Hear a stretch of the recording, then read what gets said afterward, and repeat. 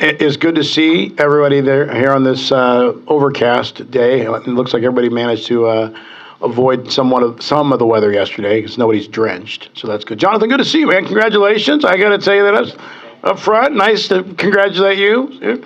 Your tie's on. You're all smiles. Look at you. All right. That's what happens, right? Okay. Good morning, I'm Mitch Mitchell. I'm the chair of the San Diego Housing Commission Board of Commissioners. It is 9:07 a.m. on Friday, February 14th, 2025, and I'm going to call to order today's regular meeting of the board. We are meeting in person this morning with commissioners, staff, and members of the public in attendance. We have a quorum with all commissioners present, and video of today's meeting is also being streamed live online.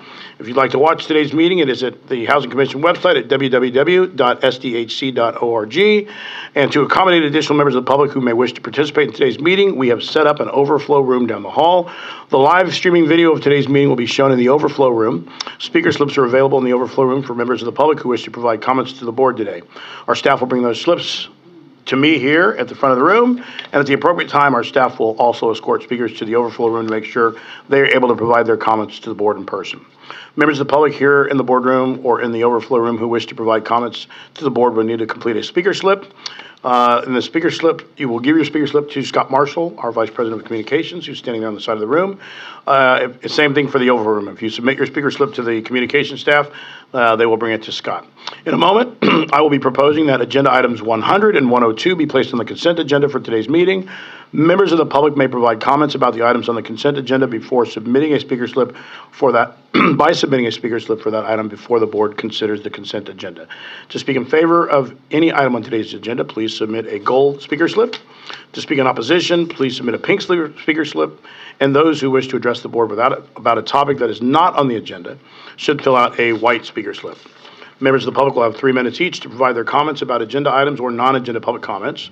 However, if a large number of people wish to provide non-agenda public comments or speak on a single agenda item, comments will be limited to 1 minute each. Collective testimony by those who support or oppose an item shall be limited to no more than 15 minutes total per side. So when I call your name, please step to the podium, state your name for the record, and begin making your comments. So we'll now go to the non-agenda public comments, and I have one speaker slip. Mr. John Brady.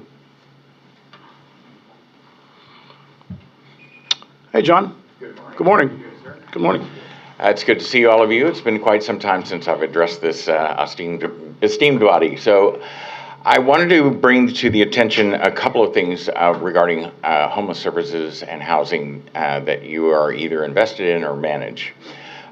We are consistently, my name is John Brady, I'm the director of Lived Experience Advisors. We're a group of people that have experienced homelessness, many of whom live in affordable housing or permanent supportive housing that you operate. We have been exploring through a series of surveys for Uplift San Diego, what the process of entering homelessness looks like, getting through homelessness, and then what the recovery process looks like. And I've sat in on a few of these surveys. We're doing 100 in-depth interviews. And what concerns me and why I'm bringing this forward is we seem to have an issue with how permanent supportive housing is overseen and the delivery of services and ensuring that those services are coordinated and happening. And I'm not saying that this is the Housing Commission's responsibility. And in fact, that is the very problem that I've been talking with your staff members about and others. There is no entity that has enough authority to ensure that housing, that's the supportive part of the permanence, is happening. And as a result, we have a high amount of turnover and we have a problem with permanence. So a lot of this has to do with services that the county pays for, and whether or not those are actively happening at the level that they should be and the level that we're paying for. I don't know how we get to a solution, but I can tell you I do not want to bring up in front of this body some of the things that I've heard, but they're shocking, and I don't think anybody wants to allow the existing situation to continue. So if you would like to know more, please feel free to reach out to me independently. The other thing that I will say is I'm going to be talking a lot about disability accommodation this year. Our state law is very, very clear as it is on domestic violence or any other or child sexual abuse. There is no room for not reporting when somebody with a disability is abused. And that is the law. And as a matter of fact, not only are we not meeting that standard, we are not meeting the basic accommodation standards that are required. And there's a very big difference between federal law and state law on this. Federal law says that in order to be considered someone with a disability, you must have a disability or disabilities that substantially limit your ability to perform day-to-day activities. State law simply says limits. So technically, the homeless population that we serve is almost more than 90% disabled. So we need to take that into account when we are looking at disability accommodation and protecting people's rights with disabilities. Thank you. Thank you, John. Lisa, obviously we can talk about that. I do know that, John, it's interesting. Most people have not read the definition of the ADA, and the regs. It's a longer definition than what most people think. And that sometimes is what catches people by surprise. So appreciate you bringing that to our attention. All right. We have received one additional speaker slip, Isaiah Webster, non-agenda public comment. Isaiah, please. Good morning. How's everybody? All right. Today I come here. I'm a Section 8 reciprocant. I've been on the program for about 16 years, waited 13 years to get on, and I'm having a lot of difficulties. I'm disabled. I'm an amputee. The place where I reside, the landlord is the problem, the owner of the building. And for my situation, he's very non-communicative. Like right now, I just left the house. They're working on the building, no notices. Somebody got their car damaged in the front.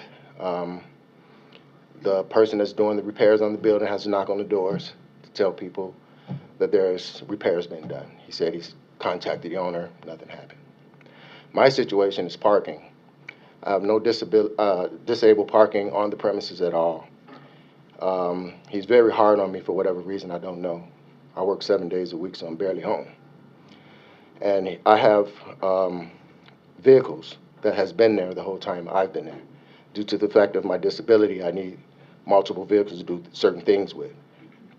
So this guy is now threatening me with, he wants to have the program of, my vehicles are in a gated where you have to have the remote to get in and out of. He wants to go to permit parking for no apparent reason.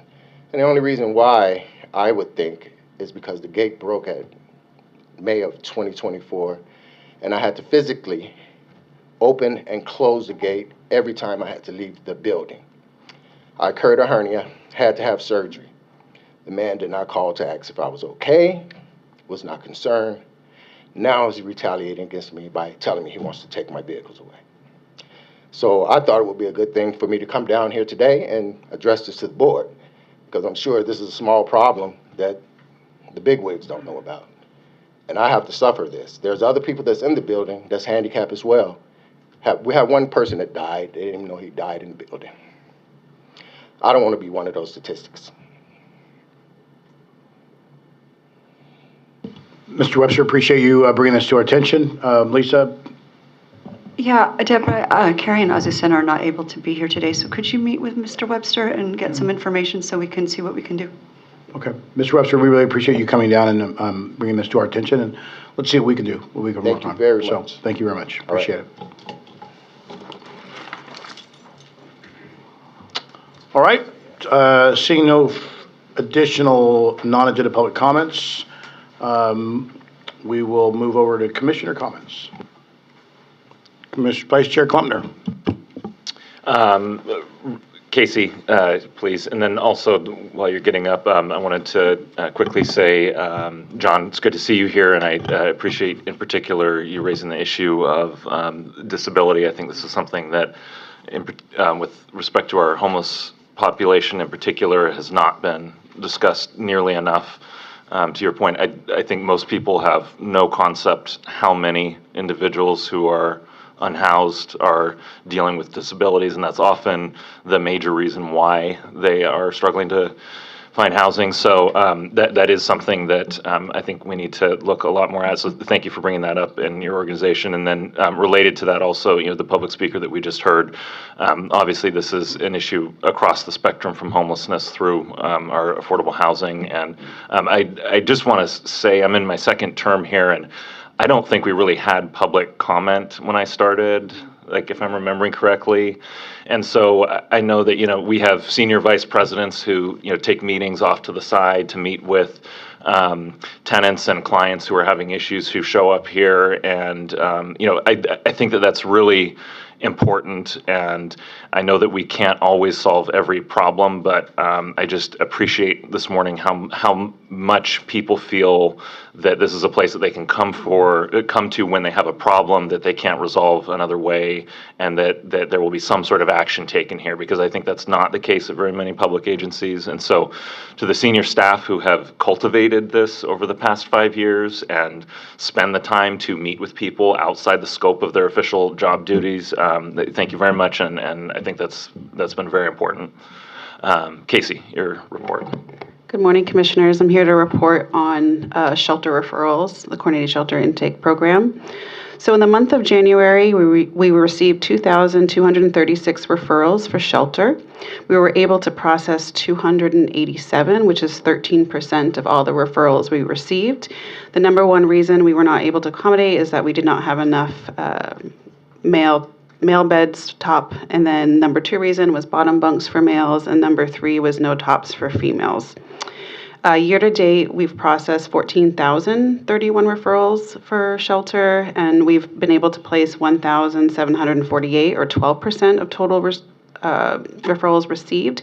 Number one reason, again, no top male. Number two, no bottom male. And number three is no female bottom bunks. Just a note for January, we were able to bring on, as you know, the 263 new beds between December and January. So we did see a slight increase, because in December it was 10%, so the 13%. But what that equates to is we were able to place 98 more people in shelter than we were in the previous month. So a little something to celebrate, and we're actually still filling up those beds today, so they should be full very, very quickly. And then just another note, for inclement weather, we have through January, we've activated 36 times. The average utilization rate is 69%. And you had asked last month about what kind of trends we saw on the days that we activated. The reality is on the days that we activate, we actually see an increase in referrals as well, by 24% on average.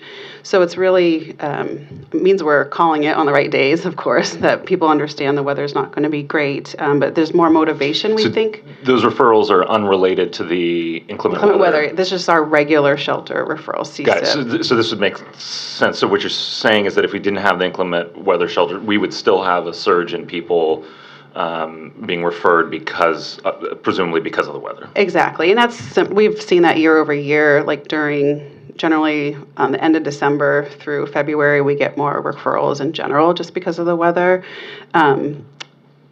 But even though they know we activate, they still try to get into a long-term bed. But then obviously we can't accommodate them, and then most of them would access the inclement weather beds. 70%'s very good utilization for a resource that is on a day-to-day basis, especially, I think. Has that increased from previous years?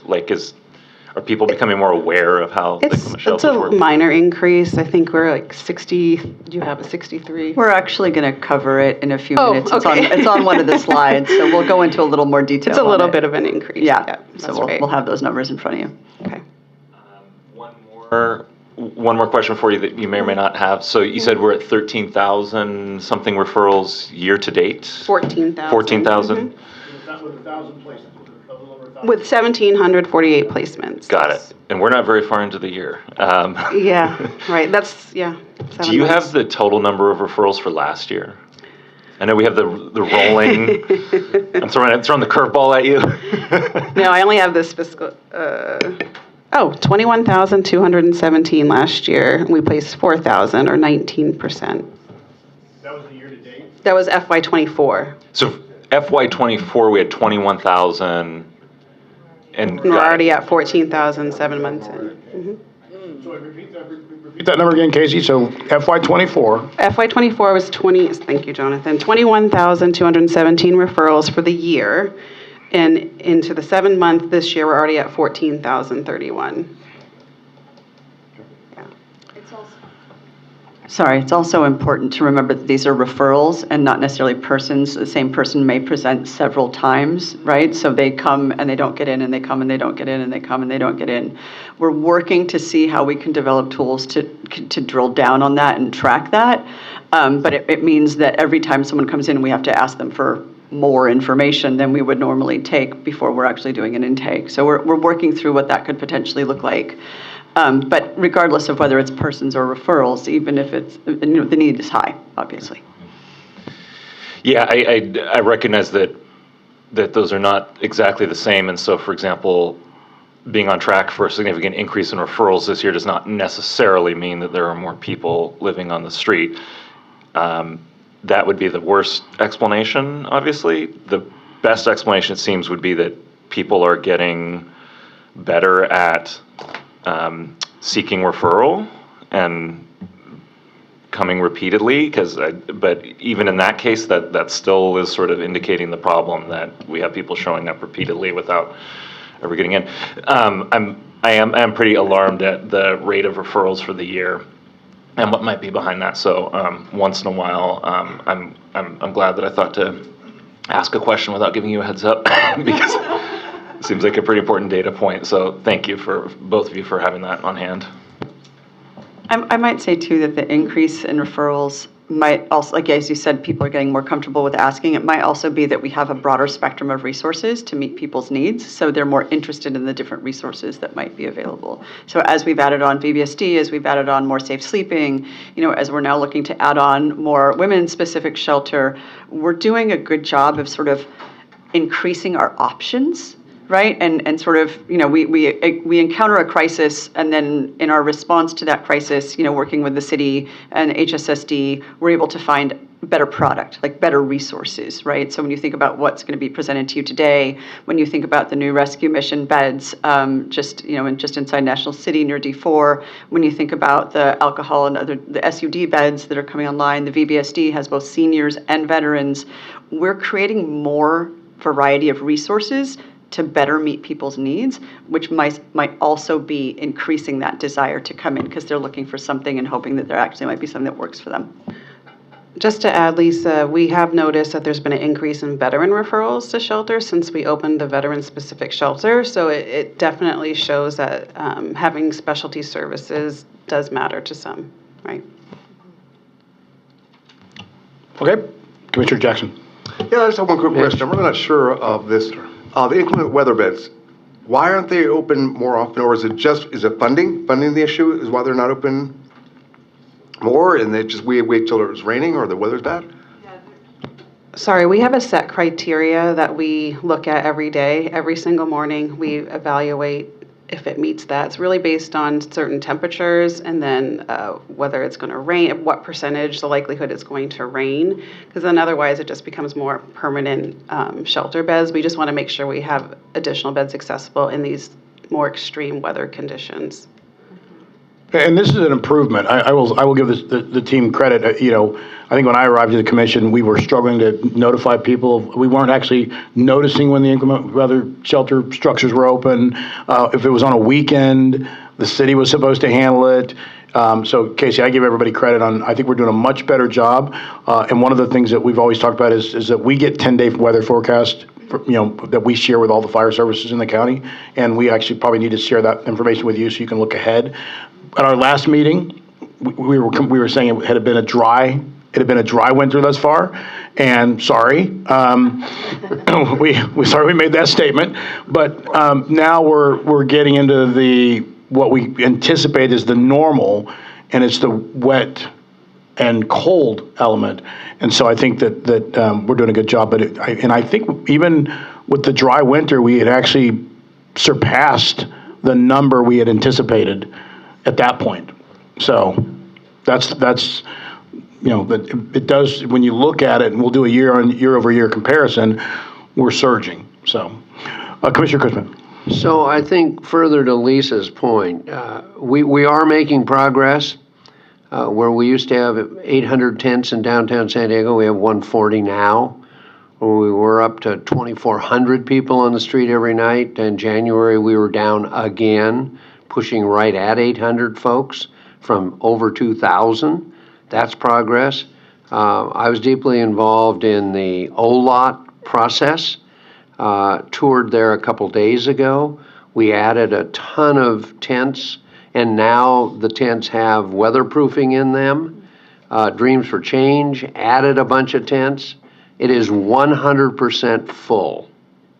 So numbers are coming down. It's easy to be discouraged with 13%, quite frankly, which I am every single month. I hear these numbers and go, gosh, are we really making any progress? But we are making progress, and we're providing better services to these folks. At OLOT, as an example, now, thanks to Cox Communications, we have a trailer. We have work services now coming in. We have other services coming in. So it's easy to get mired in all this and get discouraged. But when it's 100% full, that says we're doing something right. And especially because we've increased by close to 30% in our number of tents. But the tents were cold, so now we're buying tents that have insulation. So we're doing a better job every day, and I like to look at the glass as half full, not half empty. So we are making progress. Thank you, Commissioner Cushman. I agree with you 100%. I think later on in the presentation you'll hear, Lisa and Casey and I had a conversation about this week. We have to remind everybody that no one on this team has ever said that the crisis is just unsolvable. What we've said is we have to do a much better job of expanding the infrastructure and helping the people that need the support, and that's what we're doing. And I think what people are going to see over the next four or 5 months is truly an exemplary of we stayed the course and we're getting stuff done, and that's what's most important. So I will end with comments on the ADA elements. Lisa, I'd love to see something on the agenda in the coming months about, I know whenever we buy a property, we go through an ADA review and how we're going to address it, how we're going to address ADA needs and necessities. And I think it's important for people to understand that we don't just buy a property and say, hey, good luck. I had an issue a couple of years ago where I was talking to someone who says, you forget all the things that are under ADA, and that's what led me to look at it, John. And the story was I had a gentleman who was sight impaired, and he said, I think that people don't understand the difficulty it is for me to operate. And he gave an example of where the Braille signage is in certain places. And the example he gave me was heartbreaking because he said, people don't think about where they put it because they put it on a bathroom door. If I'm on the wrong bathroom door, it's awfully strange when it's the women's bathroom and the door opens and I'm feeling the door because they didn't put it out on the hallway. And I said, that's an excellent point. And some of the things that I've learned, we've had to make changes in our own, how we look at ADA. And everything from service animals, it's the little things, but it's important to look at all those things as we're reviewing our own property. So, and the last thing I'll say is that Casey, once again, thank you for the numbers. Again, I think what we're going to talk about later in the presentation about where we're headed is hopefully what everybody realizes that progress is what's most important. And as Vice Chair Klumpner said, people coming down here and telling us about issues is important because it means that they believe that we're open to suggestions, criticisms, and corrections. And I think that's what's most important. So, all right, seeing no further comments. Oh, I'm sorry. I did receive one more non-agenda public comment. And then, John, do you want to come up? I just want to comment on the report. I didn't know if that was an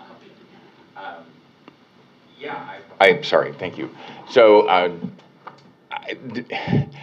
it's shocking what we're seeing, right? I mean, because of housing affordability, the number of people and the types of people entering into our system it's just different.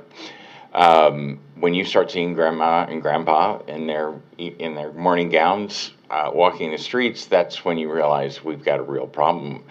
I want to commend this group for really doing a lot of work on understanding what people need. And to your comments, there's a reason why people want to go in the tents. It's largely because they have some sense of privacy, which lends to some dignity. I also want people to understand that even that as a shelter doesn't stop the trauma, and it doesn't start the reparative process.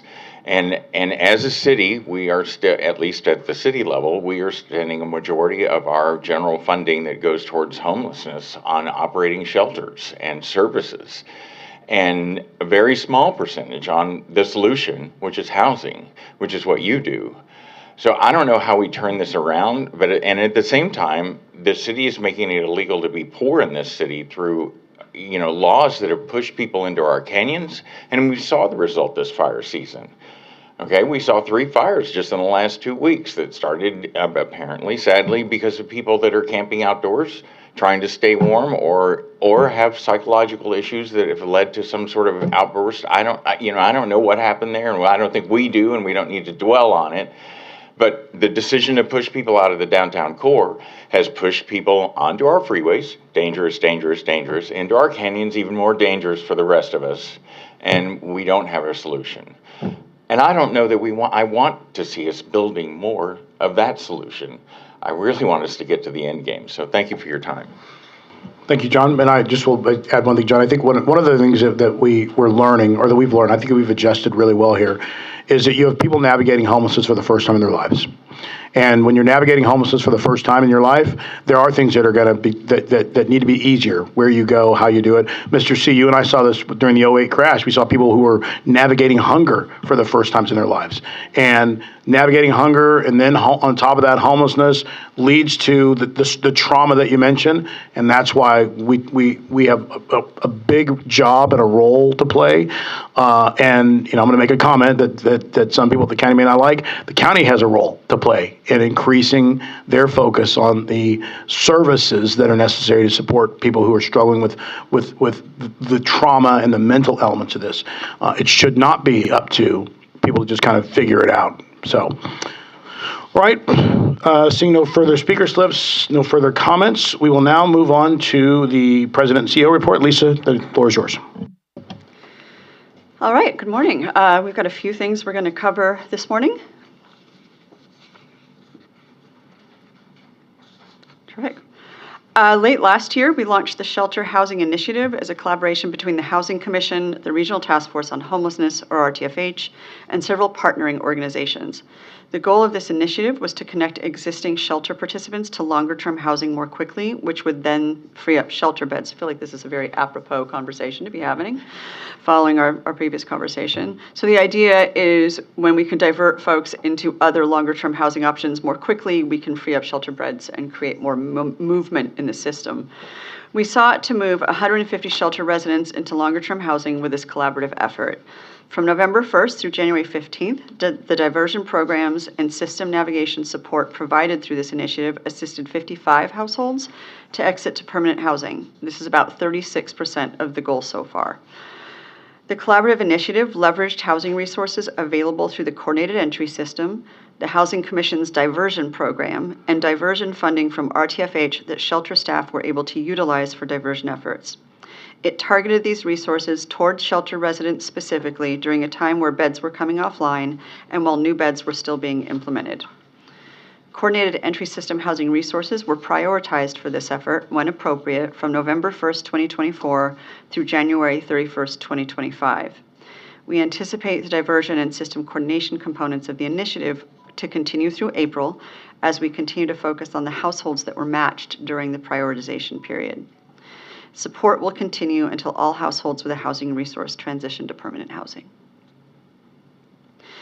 Those who are identified as eligible for diversion programs will also continue to be supported until they transition to permanent housing. As of January 15th, 20 households were enrolled in diversion services, which are continuing.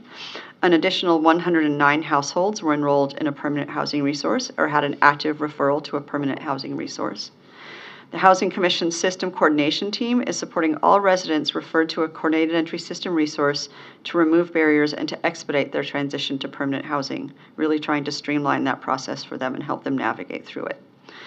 The team will continue to provide these household system coordination services to expedite their exits from shelter to housing.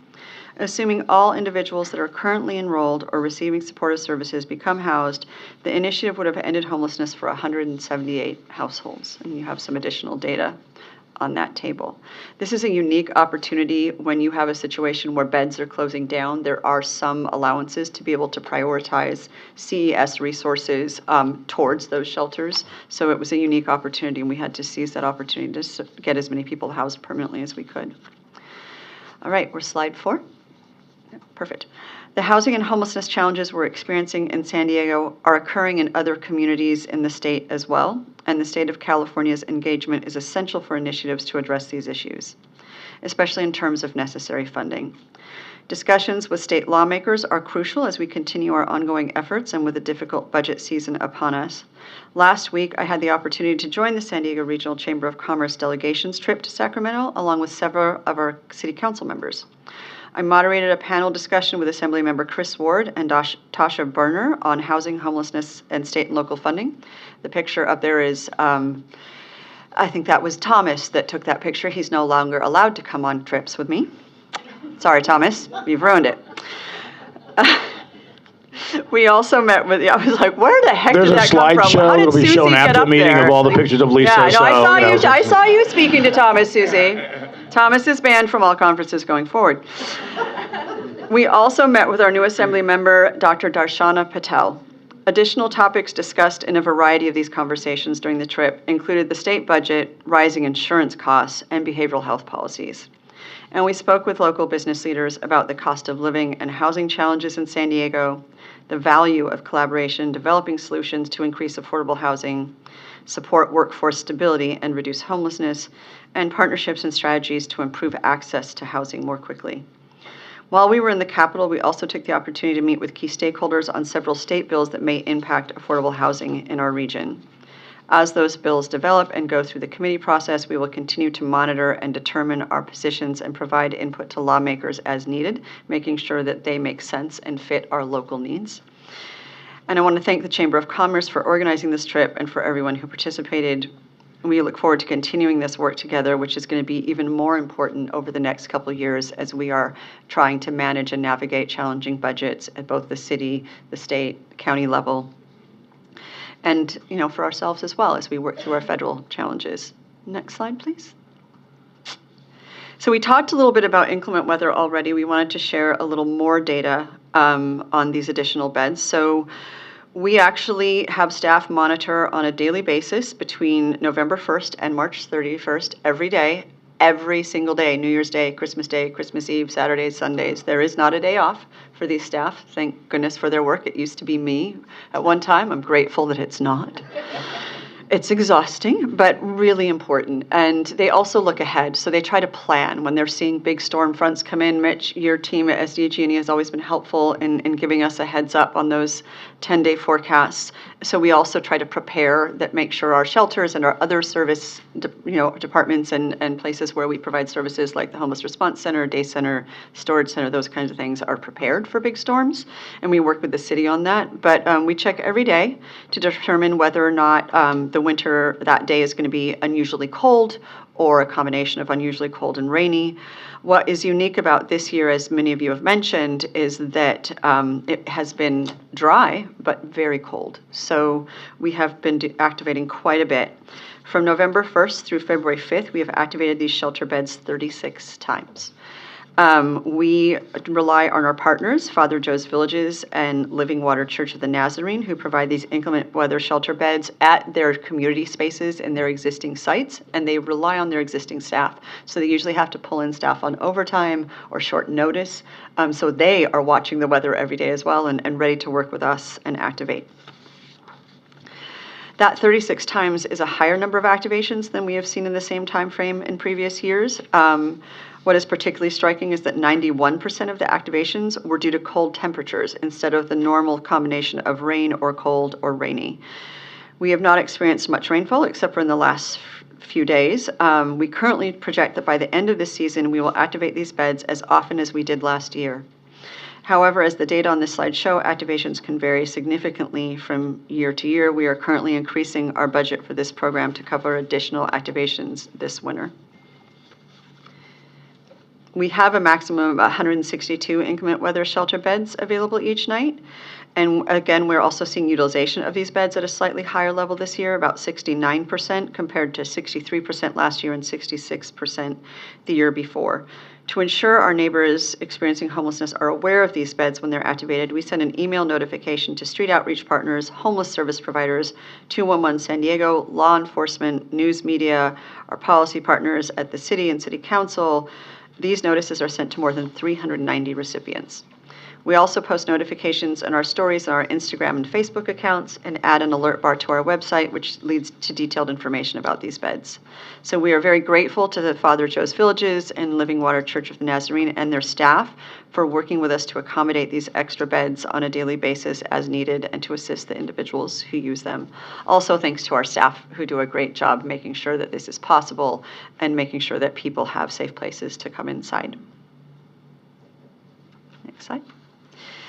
In my report to you last November, I let you know that the Housing Commission was launching a new phase of our flood recovery program for families who had been displaced by the January 2024 floods. This phase was developed in consultation with council offices that represent districts impacted by the floods, and with funds from the city that had not been committed at that point, we started providing lump sum direct financial assistance of up to $5,500 each for eligible families. We can share with you this morning that as of January 29th, we have made payments totaling $605,000 to assist 110 families through that phase of the program. Combined with the previous phase of our program, we have dispersed more than $5.4 million in assistance payments for 424 eligible families who were significantly impacted by the January 2024 floods. Additionally, we continue to contract with the Harvey Family Foundation on the housing restoration assistance components of the flood recovery program. As of January 27th, that program has expended more than $399,000 to complete rehabilitations of 29 housing units to enable families, either homeowners or tenants, to resume occupying them. Another 8 housing units are pending completion of their rehabilitation, with expenses estimated at $227,000. More than a year removed from the floods, we know the recovery process is still ongoing for many families, including those we have been able to assist and families we were not able to provide assistance to. Throughout this process, our staff has worked with compassion and diligence to assist these families. I want to acknowledge the staff and thank them for their efforts. We also want to once again thank the board for your support on this program. We do anticipate having a small amount of funding left after we process the final payments for phase 2, and we will work with council offices from districts of the flood impacted areas on recommendations on how to best utilize that remaining funding. Finally, as many of you know, and I know we talked a lot over the past few weeks, and particularly at the end of January, there was a flurry of activity with the new presidential administration in Washington, which included an announcement from the Office of Management and Budget on January 28th regarding federal funding. The memo announcing a pause or freeze on federal grants and loans for a variety of programs resulted in significant uncertainty and concern for many people and organizations. While the memo has since been rescinded and legal rulings stopped the freeze, quite a bit of uncertainty remains going forward. Our focus at the Housing Commission is making sure that we continue to make payments towards rent for the more than 17,000 families in our rental assistance programs and continue to support families in our more than 4,200 units that we own and manage, as well as support our staff. We spend approximately $28 million per month on these rental assistance programs. When we learned of the announced freeze on funding, we worked quickly and engaged with national housing groups to gather information and understand the potential impacts on these programs. We were advised that the freeze would not apply to programs that provide direct benefits, including rental assistance or where payments are required by law. However, we were still locked out of HUD's disbursement system for over 24 hours, nearly 2 days. As this freeze occurred just days before the first of the month, we had to put a temporary pause on our check run that pays rental assistance to landlords on behalf of over 17,000 families by the first of every month. These aggressive federal actions demonstrate the critical importance of making sure we can continue to provide rental assistance for the families we serve. Generally, a best practice among housing agencies nationwide, such as ours, is to ensure we have financial resources to cover rental assistance of 4 to 6 weeks when unexpected disruptions may occur, such as government shutdown. National affordable housing groups responded, advocated for, and informed member organizations like the Housing Commission about the federal action and its impact, and advocacy efforts will continue. This includes sending a letter to San Diego's congressional delegation and engaging with our federal lawmakers in meetings on these issues whenever possible. And I and a few of our team will be in D.C. several times this spring to collaborate with our industry organizations, meet with political leaders, and advocate for stable funding commitments and funding that keeps up with increasing costs locally. We appreciate your support, and we will continue to provide updates to you as things develop. And that concludes my presentation. Thank you, Lisa. Very thorough, and I think the key on that is the 17,000 families and individuals that receive assistance each month are depending on the government not shutting down. So, all right. Next up on the agenda is the approval of the minutes for the January 17th, 2025 regular meeting of the board. No speaker slips have been submitted regarding the minutes. So, commissioners, are there any changes to the minutes, or can I entertain a motion? Motion by Commissioner Jackson. Second by Vice Chair Clemmer. He's awake. New father. Good. I think I saw him snap up a little bit. He's like, what? No cap. Okay, good. All right. We have a motion and a second. See no further comments or questions. All those in favor of the motion, say by saying aye. Any opposed? Any abstentions? Motion carries unanimously. All right. Next up is the consent agenda. At the beginning of the meeting, I proposed putting item 100 and item 102 on the consent agenda. No speaker slips have been submitted for this item, so this concludes the public comment period for the consent agenda items. Commissioners, any comments or about the consent agenda, or can I entertain a motion? We have a motion by Commissioner Cushman. Second. Okay, can we have a second by Commissioner Commissioner Hester, Hubbard Hester? We have a second. Okay, we get it. And so see no further comment, we will call the roll. All those in favor of the motion, proceed by saying aye. Any opposed? Any abstentions? All right, that motion also carries unanimously. Next up on the agenda is item 101, and we will take public comments after the staff presentation. Senior Vice President Casey Snell and smiling Jonathan Herrera, Vice President of our Homeless Housing and Innovations Division, will be presenting this item. Casey and Jonathan, please begin when you're ready. Thank you. Good morning again, Commissioners.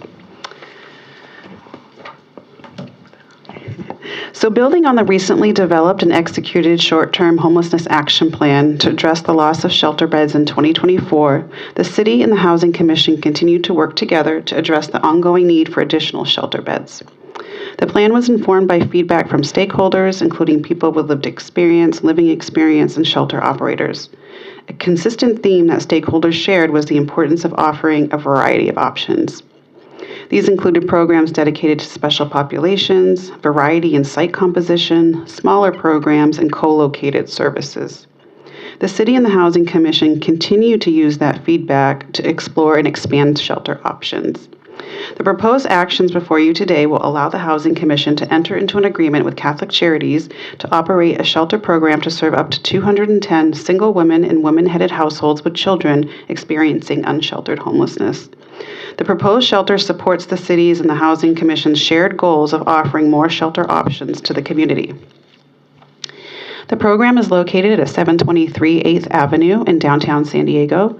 It is anticipated that the program will provide approximately 210 beds, of which 109 will be dedicated for single women and 101 for families.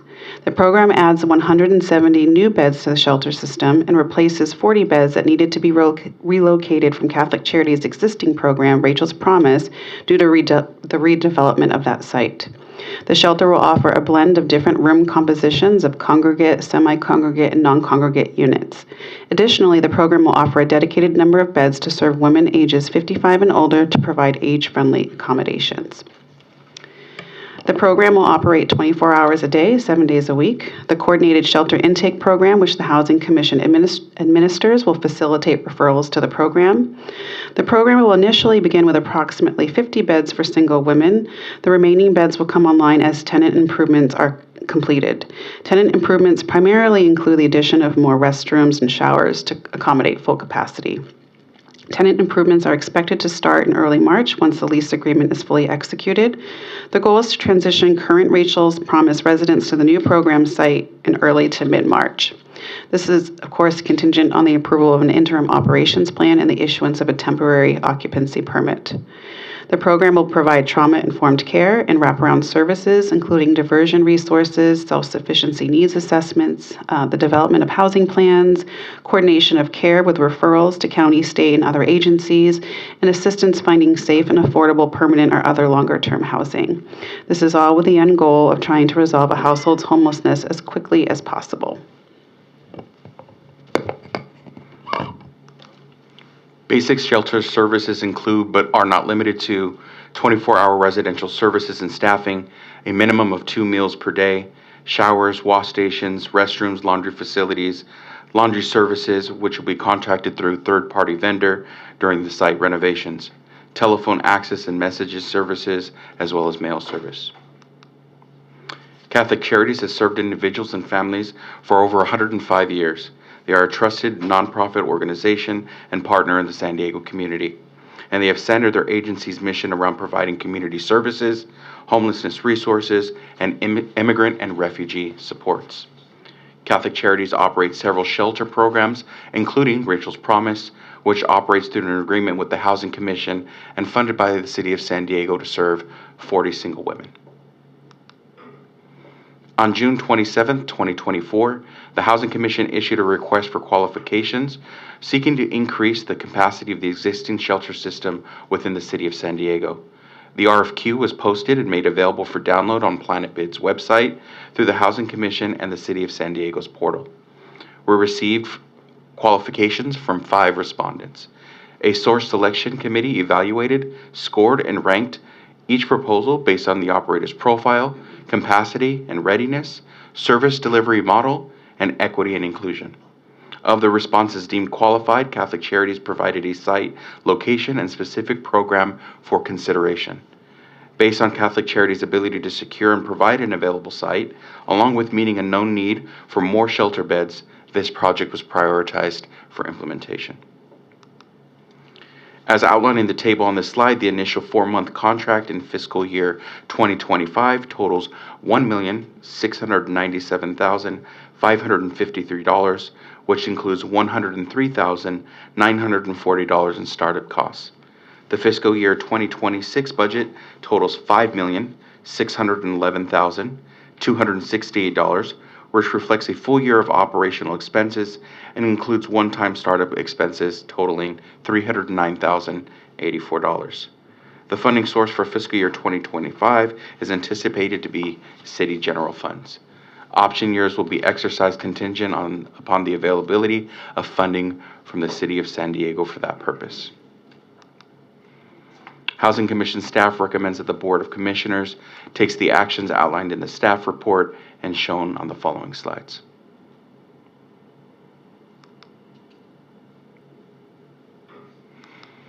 That concludes our presentation. We are joined this morning with Vino Paginor, CEO of Catholic Charities, and are available for any questions you may have. Thank you very much. We have one speaker slip that has been submitted for item 101. John Brady.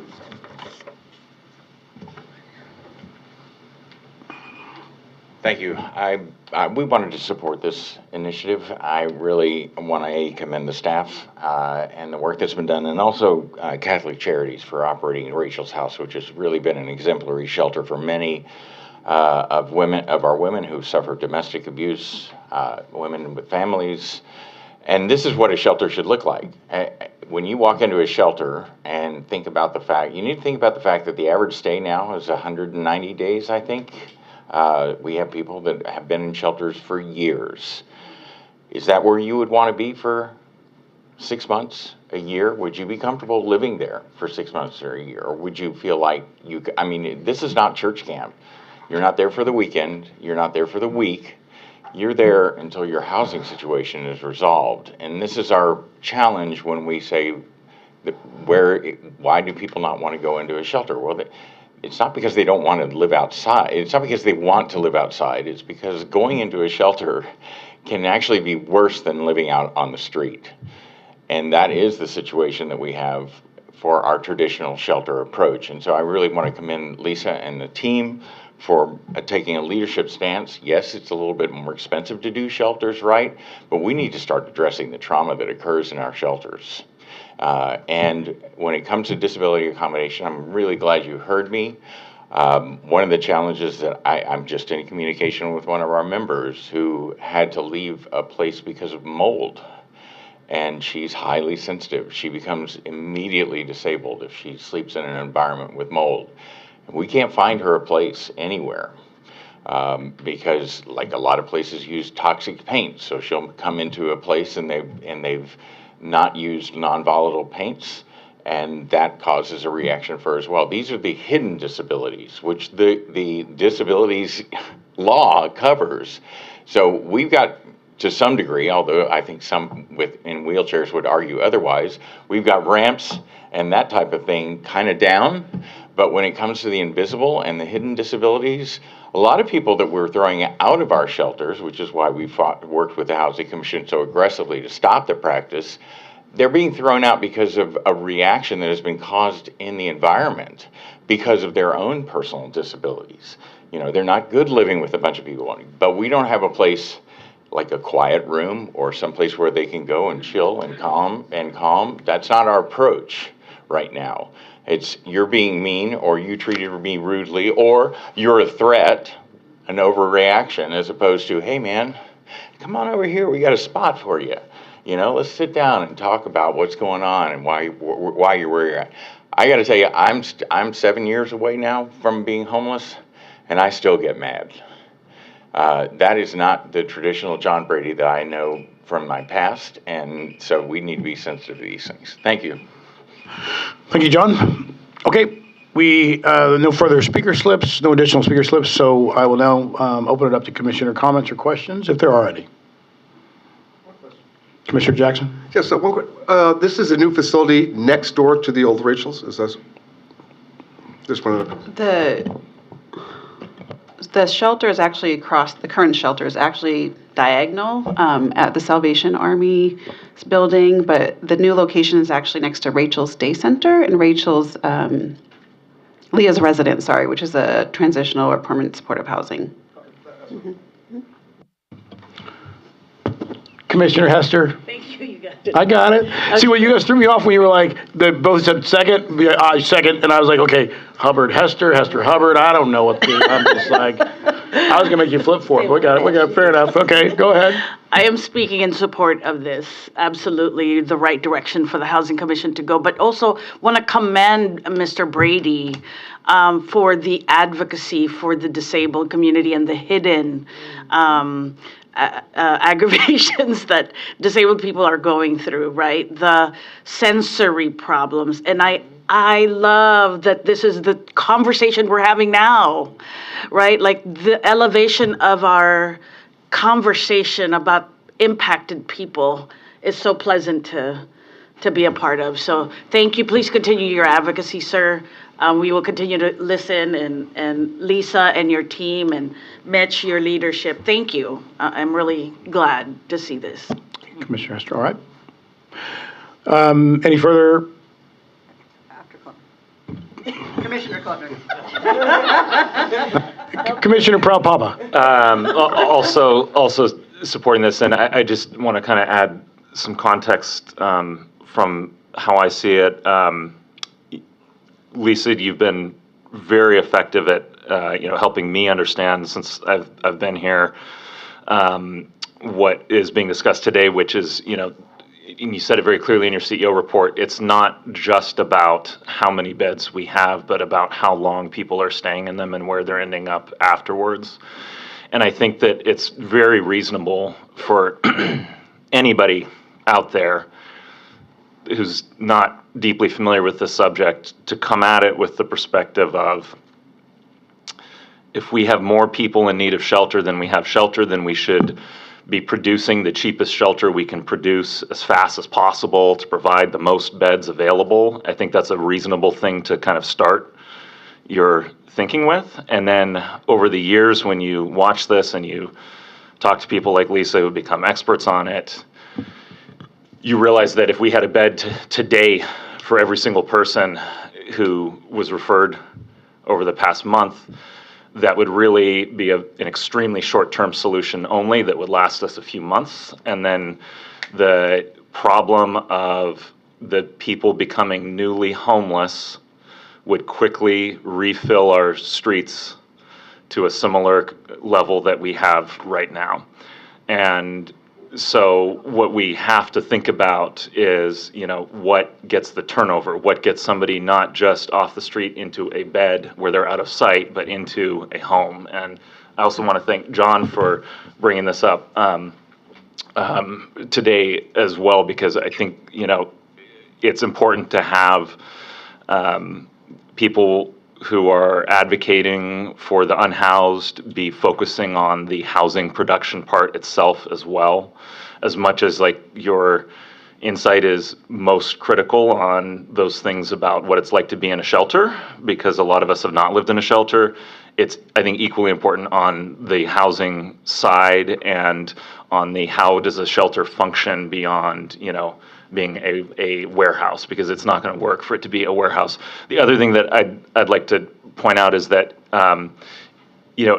it is helpful for us to be looking at, as Commissioner Hester was just pointing out, at it's okay for things to be a little more expensive if they're providing what we need. I think along with the thought about how we, that the starting point for I think many policymakers is how do we get the most at the lowest cost. I think along with that is baked in a judgment about what we feel people do or do not deserve that really doesn't have any place in this conversation. I've heard officials complain about the thread count being too high at a shelter, and why would we need this high thread count in a shelter setting? They didn't pay for the sheets. I don't even think we paid for the sheets in that situation. So but I think what that tells us is that it's really unfortunate how much we think about what is better than sleeping on a wet sidewalk, which is just about anything for a day, as John would point out, not necessarily the case long term, but that is not what we should be thinking about. What we should be thinking about is what gets somebody moving forward, moving into housing, becoming more self-sufficient. There are programs listed in this shelter today that are about self-sufficiency assessment on intake, building skills, providing services. Those are things that drive up the cost of a shelter and increase the number of people who will exit that shelter in a timely manner into a situation where we won't see them again, thankfully. And the last thing on our mind in that situation should be, are they deserving enough of what we have to offer? Or is this better than their alternative? The question is not, is it better than the alternative? The question is not, are we spending too much because it makes us uncomfortable? The question is, are we moving people out of homelessness into housing at a faster pace than they are falling out of housing into homelessness? And so I have moved very much from the standpoint of, how many beds can we get online, how fast, to are the beds that we are bringing online moving people in the direction they need to move, because we are never going to reverse the trend of the increase in the number of people on the street every month. We're never going to reverse that unless our shelters are functioning to successfully turn people out of them and not just stack them up as tall and deep as we can. Well said, Vice Chair Clemner. To me? No. Oh, okay, yes. I was like, Commissioner Everett, yes, I thought you were like, can we say it? No. Yeah, so I wanted to just, again, piggyback myself off of what Commissioner Hester was saying. I think it's good to focus on those with hidden disabilities, because you know, it's hard. I'm speaking in particular of, I'm thinking of people who are like autistic, but like high masking, you know, people have, they're kind of hidden, you know, they're high masking, so they will kind of mesh in with society, but they're having difficulties with navigating the system, with just living, being independent, and it's something that to me is overlooked. I know my brother is autistic, but you know, he's homeless, but he's living with people here and there, but he's never been like, you know, it's just hard for him to find his place, yeah, and you know, so, and then I recently found out I was autistic as well, but highly high functioning. Yeah, so, and I just recently found this out, so it's, you know, it makes me understand things and how I am, why I am how I am, you know, in public and speaking, and, you know, so it's just really, it's really hard for people who, you know, so I think a lot of focus on people with hidden disabilities and things is a great idea, so I approve and support. Appreciate that. I think the interesting part about this role for all of us is we learn things every day, every week about this crisis, and I tell people all the time. I like Vice Chair Klempner sit in meetings sometimes, and there's an insensitivity that happens. And I remember having a conversation with a prominent individual in the city, and I said, "You're desensitizing people to the crisis of homelessness. It's not fair." And you know, I think when we talk about this topic about the ADA, I know that Lisa always says when we're going to buy a facility, we have all these things we have to go through and check. One of the facilities we're going to open up here soon, I was like, well, what do we need to do? And she said, ADA, and there are things that don't exist. I really do advise people to read the definition of the ADA. It is vast. It's not just about wheelchair ramps, and it's about so much that we all have to acknowledge that is happening in the space around us. And I heard a heartbreaking story of a gentleman who was, he actually told me a story, he's, you know, in the building he's in, he said, I needed a pet service animal or pet relief area in my building, and the building refused to put one in. So I have to navigate my way 2 blocks down to have my service animal, to take my service animal to a relief area.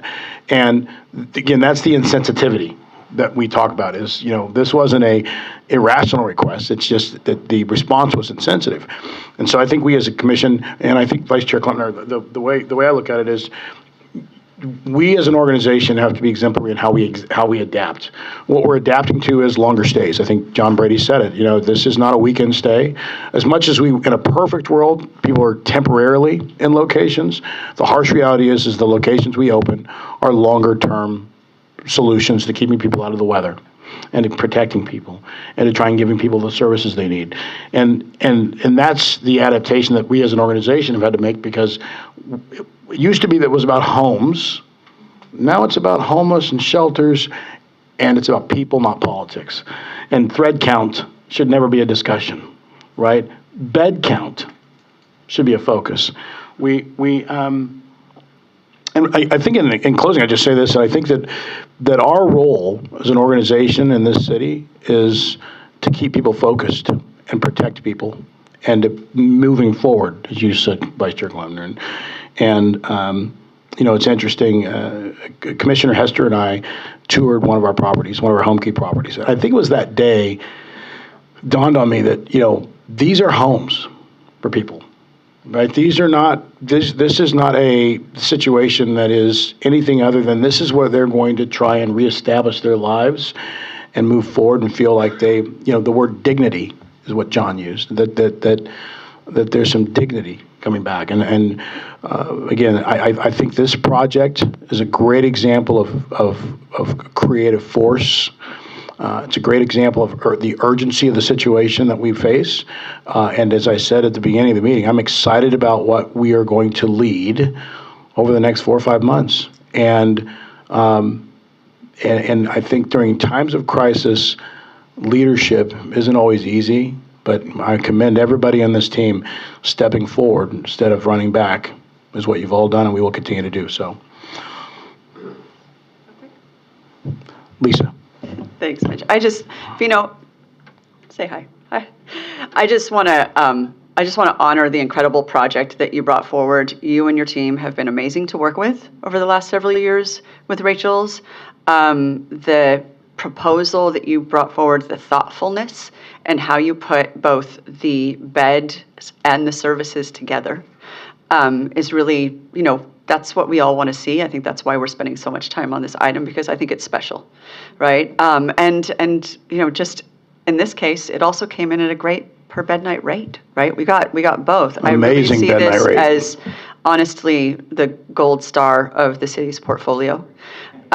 So it's and the gold standard, and I'm thrilled that the city has been so supportive of it, and that there is an ability to take funding that we lost beds and turn it around to something that is successful and that will uniquely meet needs of women who are not getting met today. So when we talk about not having enough top beds or bottom beds, this is all bottom beds except for the bunk beds for kids. Right? I mean, there's a lot more flexibility. It's a lot more dynamic site. I just think it's incredible work that you've done. I think that the way the team has worked with your team and how collaborative it has been, I can't thank you all enough, because I really do think it's a special product. And we've seen this happen at VVSD as they've stepped up and really kind of started to work with us. And I'm looking forward to doing more work with them. We've got seniors there. We've got single individuals there. We've got veterans there. There's amazing resources on site there. So again, an opportunity to really create something that people do come in, because that is one of the challenges, right? If it's just a bed, how long do they stay? And do we actually get them to a housing resource after that? So that combination of services that brings people in and that helps them figure out what next is and gives them a safe space. To John's point, it's person-centered approaches, right? So I'm just personally very excited about this. I commend Catholic Charities and the team on this work. It's just really stellar. Wonderful. All right. We have a motion by Commissioner Cushman. Second by Commissioner Hester. We'll give it to Commissioner Hester, Vice Chair Klumner, either one. Commissioner Hester, we're going to do it. All right. I'm like, I heard two voices. So Commissioner Hester, you get it today. Okay, seeing no further comments on the motion, all those in favor, signify by saying aye. Any opposed? Any abstentions? Motion carries unanimously. And again, great job to the team, and thank you very much.